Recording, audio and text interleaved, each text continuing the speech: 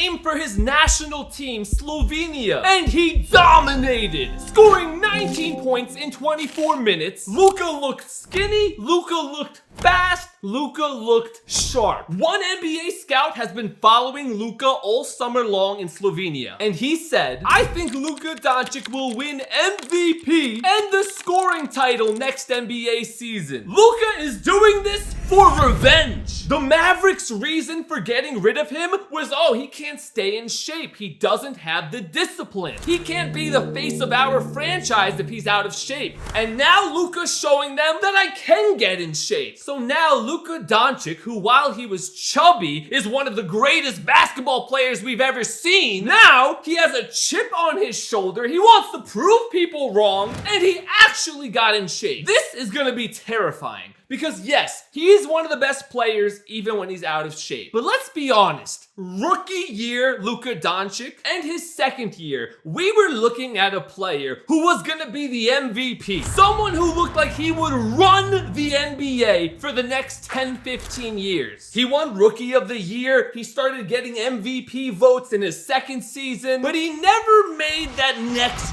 jump. From being a Rookie of the Year, from being an all-star, a superstar, to being an MVP, we never saw that jump. Why? The weight. That is what changed the trajectory of everything. He started gaining weight. So even though he's still an unbelievable player, he lacks explosiveness. Luka Doncic is a 6'6" point guard. He has the perfect frame to be able to dominate attacking the basket. That explosiveness, which he had more early in his career, went away. What else does the weight affect? His defense. He's slow on defense, which is why Luka these last few years has gotten stuck. He's a superstar but not an MVP. He gets to the finals but then gets destroyed. But maybe it's too late. I mean, how many guys talk about, this year I'm gonna fix my defense. This year I'm gonna get in shape. Bro, he is 26 years old. He is young, and now he's putting it all together. He just needed a little push, a big push, and that's what the Mavericks gave him by trading him. He didn't have time in the second half of the season to get in shape. He was playing basketball. Now we get to see for the first time what it looks like when Luka puts it all together. These overweight seasons the last few years could actually be a blessing in disguise for Luka Doncic. Because while he wasn't focusing on defense or in getting in shape so much, in the meantime,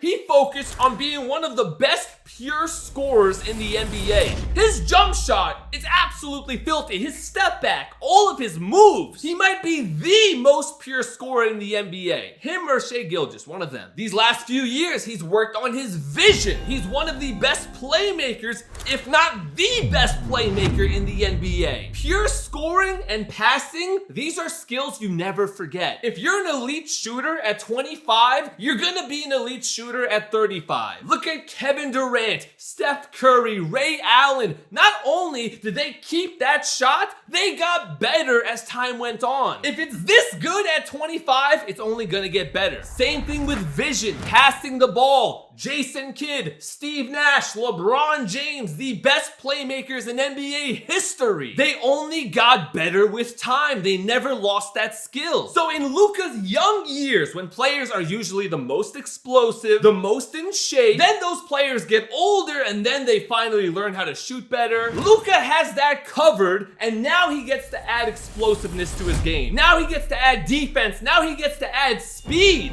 This is kind of similar to what happened to Zion Williamson. Zion Williamson out of college was good, but not as good as we expected him to be because he was overweight. But when Zion finally lost weight, he was a menace. He was disgustingly good. And he still is. He's just dealing with injuries. But Zion, who went from being slow and sluggish, De'Aaron Fox, who's the fastest player in the NBA, De'Aaron Fox said Zion Williamson right now is the fastest power forward in the NBA. Imagine that. From getting in shape, he became the fastest player at his position. Now Zion is better. Zion's a better defender. Zion is an all-around player. But Luka is on another level than Zion. So while yes, Zion transformed and that's perfect, if Luka has the same transformation that I think he's having right now, it's gonna be a different level, that jump. Zion went from here to here, Luka's gonna go from here to all the way up there. We talk all the time about what if Shaq had a 3-point shot? What if Jokic was super fast? We make these what if scenarios about how a player could be like a superhero if they had this extra skill. But with Luka,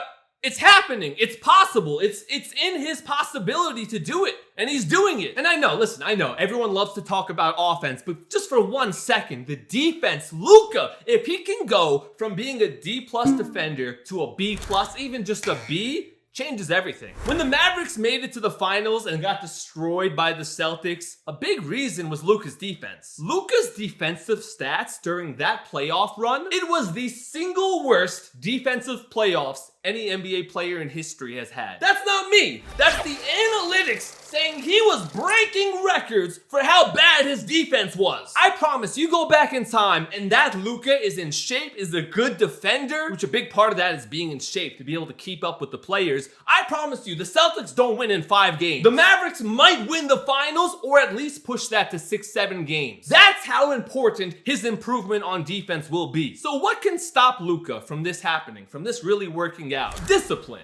Can he stay disciplined to stay in shape to keep going this way? Or is he gonna lose that fire, lose that motivation? I would usually say actually he's probably gonna lose that motivation and gain the weight again. But this is different. What makes this different? It's not just about getting back at the Mavericks, okay? That revenge, it's gonna pass. Eventually that whole story is gonna pass. Something much bigger is happening. Luka is preparing to replace LeBron. And this isn't just a normal replacing the best player on the team. This is preparing to be the face of the biggest franchise in sports. The Los Angeles Lakers do not miss when it comes to the face of the franchise. I'm going all the way back to the 60s. Jerry West, the logo of the NBA, face of the franchise. Then Kareem Abdul-Jabbar, one of the greatest players of all time. Then Magic Johnson, one of the greatest players of all time. Then Kobe Bryant, do I even need to say it? Then LeBron James. They don't miss when it comes to choosing a face of the franchise. And the Lakers knew exactly what they were doing getting Luka Doncic. It wasn't about winning last season. It was about replacing LeBron and replacing the face of the franchise. So my excitement about this doesn't come from the videos of him working out,